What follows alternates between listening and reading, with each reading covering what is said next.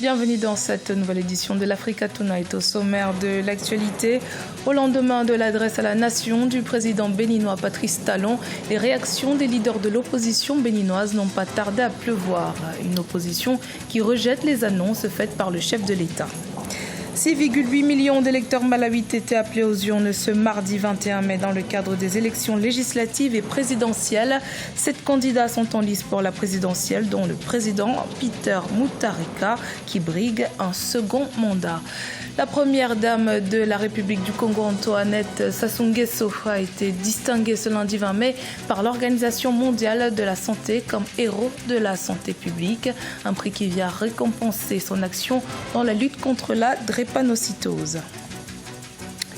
3 semaines après les élections législatives contestées et les violences qui ont suivi, le président béninois Patrice Talon s'est adressé à la nation ce lundi 20 mai. Le chef de l'État défend la réforme de la loi électorale et invite l'opposition au dialogue, une sortie médiatique vivement critiquée par l'opposition béninoise pour qui la main tendue du président ne serait pas sincère. Écoutons à ce propos Eric Ndete, porte-parole des forces politiques de l'opposition. Ce nouveau one-man show est une insulte supplémentaire et une provocation à l'intelligence collective de ce peuple qui, par son génie singulier, a pu faire du Bénin le berceau de la démocratie en Afrique. Le président de la République a articulé son discours autour de la réforme du système partisan qui, pour lui, aura toujours été un prétexte facile et farfelu pour malhonnêtement se défaire de toute l'opposition et mettre crânement le grappin sur le Bénin.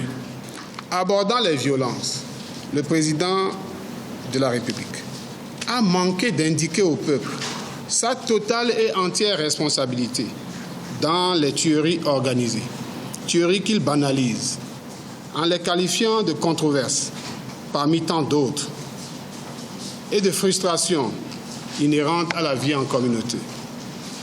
Et ce serait aller au-delà de son cynisme pour situer ailleurs les responsabilités. Pourquoi le président Patrice Talon n'était-il pas capable de prononcer le nom d'une seule victime, de dire le nombre de victimes? Était-il si hanté? Pourquoi n'a-t-il pas condamné l'usage d'armes à feu contre des manifestants civils non armés? Ailleurs, on félicite les policiers qui refusent de tirer sur des manifestants. Mais chez nous au Bénin, sous Patrice Talon, on félicite les militaires qui tirent à bout portant sur des populations non armées réclamant la démocratie. C'était journée de vote ce mardi 31 mai au Malawi. Des scrutins couplés pour notamment élire le nouveau président. 7 candidats sont en lice dans ce scrutin jugé serré pour la magistrature suprême, parmi lesquels le président sortant Peter Mutharika en quête d'un second mandat. Il avait pour principaux adversaires son vice-président Saulos Chilima et le chef de l'opposition Lazarus Chakwera, selon les observateurs. Gladys Mwamba. Journée électorale ce mardi au Malawi. Les électeurs ont dû élire ce 21 mai leur président, leurs députés et leurs conseillers municipaux. Une course serrée entre 3 candidats à la présidence qui sont le chef de l'État sortant, candidat à sa propre succession Peter Mutharika, le chef de l'opposition Lazarus Chakwera et le vice-président Saulos Chilima. La campagne a été rythmée par des promesses de répression de la corruption. C'est électrique partout. Nous avons mentionné le fait que nous voulons changer le type de leadership dans ce pays afin que nous puissions tous être des serviteurs et que nous puissions unir ce pays qui a été polarisé et pour que nous puissions tous prospérer ensemble. La jeunesse a un poids électoral considérable dans ces scrutins.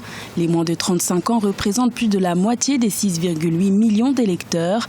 Un électorat préoccupé par les perspectives d'emploi à cause du taux de chômage endémique, bien qu'à peu près égal à celui enregistré en Afrique subsaharienne, dépassant les 7%. Je n'ai jamais trouvé de travail. J'ai fait de mon mieux pour postuler, du gouvernement aux organisations non gouvernementales, mais rien. Au début, je pensais que c'était seulement moi, mais il y a beaucoup de jeunes qui sont dans ma situation. L'élection présidentielle se tiendra sur un seul tour et son issue reste incertaine. Mais le nouveau président, les députés et conseillers régionaux élus au scrutin de ce 21 mai devront inévitablement s'attaquer aux préoccupations majeures qui minent le développement du pays, telles que le chômage des jeunes, la lutte contre la corruption généralisée ou encore l'accès à l'électricité qui concerne pour l'instant seulement 11% de la population. L'ancien président sud-africain Jacob Zuma comparaît à nouveau depuis ce lundi 20 mai devant un tribunal. Ses avocats demandent l'abandon des accusations de corruption qui le poursuivent depuis 20 ans, des allégations qui ont contribué au fil des années au déclin fortement constaté de l'ANC, le parti historique au pouvoir. Gladys Mwamba. Retour de l'ex-chef de l'État Jacob Zuma devant la justice sud-africaine pour des allégations de corruption. Son procès s'est ouvert ce lundi devant la haute cour de Pietermaritzburg dans le nord-est du pays et se clôturera le vendredi 24 mai. Pour la défense de Jacob Zuma, l'ancien président impopulaire est tout simplement victime d'une chasse aux sorcières à caractère politique. Tout le monde ici et même mes confrères collègues de l'autre côté veulent lyncher M. Zuma et l'enfermer dans une cellule de prison. Je suis probablement le seul dans cette salle à lui avoir posé cette question, car oui, je l'ai fait. Monsieur Zuma, êtes-vous corrompu? C'est la première question que je lui ai posée quand je l'ai rencontré. 16 chefs d'accusation de fraude, de racket et de blanchiment d'argent pèsent contre l'ancien président dans le cadre d'une affaire de vente d'armes estimée à près de 5 milliards de dollars à la fin des années 1990. Sa défense dément et demande l'abandon des accusations de corruption, vieilles de près de 20 ans, des allégations qui n'ont pourtant pas empêché sa candidature à la présidence en 2009 et en 2016. Même ceux qui devaient témoigner ont oublié leur témoignage. Certains sont morts. Nous disons que si ce procès continue, ce ne sera plus qu'une chasse aux sorcières. Procureurs et enquêteurs ont conspiré pour me mettre en prison et m'empêcher de devenir président. Englué dans de nombreux scandales, l'ancien président Jacob Zuma, qui a démissionné en février 2018, a fait baisser la cote de popularité de l'ANC, ce qui n'a pas empêché au parti historique au pouvoir de s'imposer une nouvelle fois aux élections générales du 8 mai 2019. Des élections remportées avec tout de même une chute de popularité constatée. Le Conseil de l'Entente en quête de solutions pour prévenir la propagation de l'extrémisme violent en Afrique de l'Ouest. Les pays membres du Conseil de l'Entente qui ont ouvert leur second atelier d'échange d'expériences sur la question ce 20 mai à Ouagadougou au Burkina Faso poursuivent les discussions. Reportage de notre correspondant Jean-Paul Ouedraogo. Face à la montée de l'extrémisme qui menace également les pays côtiers, autrefois épargnés, les pays du Conseil de l'Entente veulent désormais anticiper sur ses conséquences désastreuses.